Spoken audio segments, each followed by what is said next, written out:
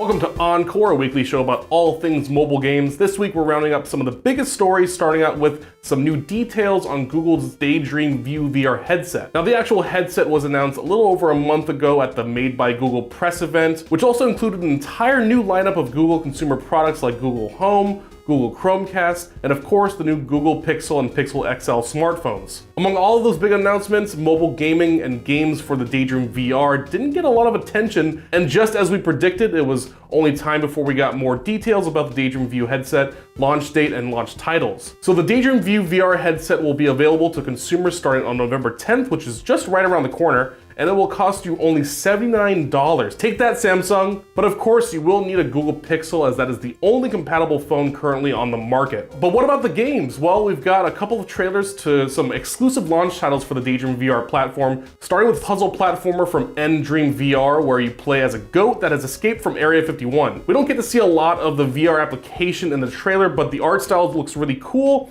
and certainly looks worthy of being a virtual reality landscape. Another Daydream exclusive game trailer we have is for Hunter's Game, which is from Climax Studios, and it looks very promising as a fast-paced VR arcade shooter. This game does feature co-op mode as well. My biggest takeaway for both of these games is how gorgeous they are for mobile titles. If developers start to bring their A game to Daydream VR platform, I think Google could really position themselves as the go-to mobile platform for gaming. Apple's getting some launch exclusive games from Nintendo, but they have yet to dip into the VR scene along with the rest of the competition. And speaking of Apple and Nintendo, we learned something very interesting about the new Mario game that they are partnering around, Super Mario Run. Turns out that this first ever Mario game for mobile is being built in Unity. This news came out of Unity's Unite Los Angeles conference. For those of you who are not familiar with Unity, it's the same game engine used by indie developers to create their games, which is kind of insane to realize that Nintendo is using the same tools that any aspiring game developer can download right now. It's kind of like hearing that Daft Punk has been using GarageBand to make music. But this does make a lot of sense for Nintendo. They're dipping their feet into an unknown territory of game development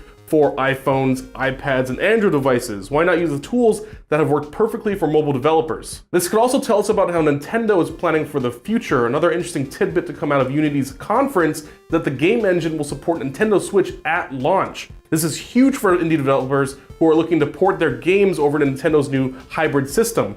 Now, does that mean that Nintendo will make games in Unity for the Switch? And if so, does that mean that those games could easily come to iOS, Android, PC, and every other platform that supports Unity? Well, that's my pipe dream conspiracy at the moment, because the likelihood of that actually happening is slim to none, but it's interesting to think about nonetheless. But a rumor around the Nintendo Switch that might not be a pipe dream is that the Nintendo Switch will in fact have a touchscreen. Eurogamer is reporting that a number of their sources have confirmed that not only does the Switch have touch controls, it will also include a multi-touch screen. There are also some recent patent filings from Nintendo that would suggest that the hybrid home/mobile console does include a touchscreen. As you might remember from our Nintendo Switch reaction video, one of the biggest questions we had from the trailer was around whether or not the screen would be touch. I was skeptical because I feel like the trailer would have shown some kind of touchscreen application if that were the case, but these reports sound pretty solid, and maybe Nintendo is still working on a touch interface in the 11th hour. Either way, we'll find out much more about Nintendo Switch in mid-January,